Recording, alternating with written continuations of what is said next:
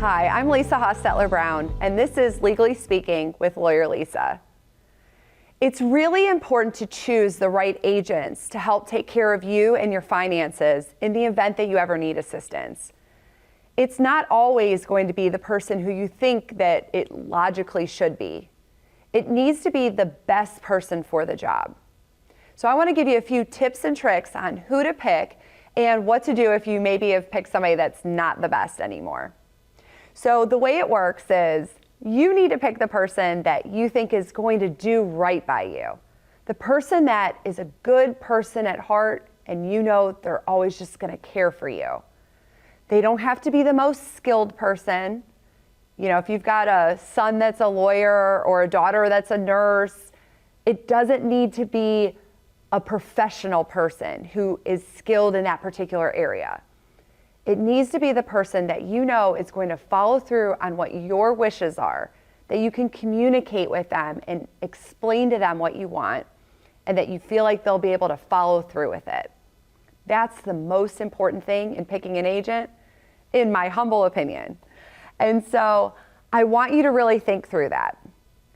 If you have somebody that is not a professional in that particular area, even if your child is an accountant or a lawyer or a financial advisor, it doesn't mean they're going to be able to navigate all of the nuances of the things you have to deal with as you're aging.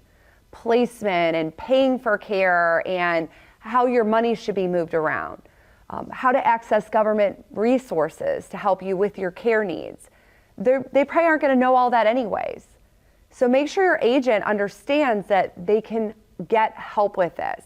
They can hire a CPA to help with the tax and other considerations. They can work with a financial advisor for how money should be invested to conserve and hopefully even grow your assets over time. They can work with an elder law attorney or a life care planning firm to make sure that your needs are being met, that you're in the best place, you're receiving quality care, and that your legal documents are as they should be, and that your assets haven't changed so that they need to be moved into a trust that you may have established. As long as they can work with professionals, it'll be fine. Now, if you have somebody that you've picked because of their particular status or relation to you, like your oldest child is first because they're your oldest child, I want you to carefully consider what I just said, because choosing the right agent now is something that's super important, because when they're actually acting, you won't be able to make any changes. If they weren't the right person, there's almost nothing that could be done short of going to court and litigating it. So make these important choices now, and if you're starting to have second thoughts, get with a professional in this area and discuss it with them. Talk through what your concerns are. The other thing that's important to do is make sure that you have backups to agents.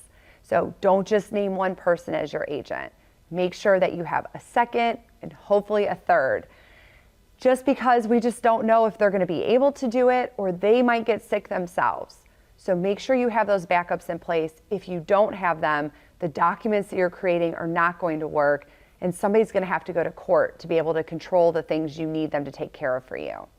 This is a really important situation that you might have down the road that you have to work on now, because you won't be able to change it later.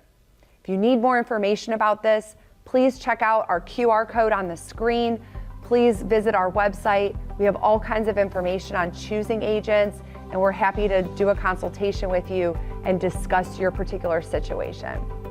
Thanks for joining me. I'm Lisa Hostetler Brown, and this is Legally Speaking with LawyerLisa.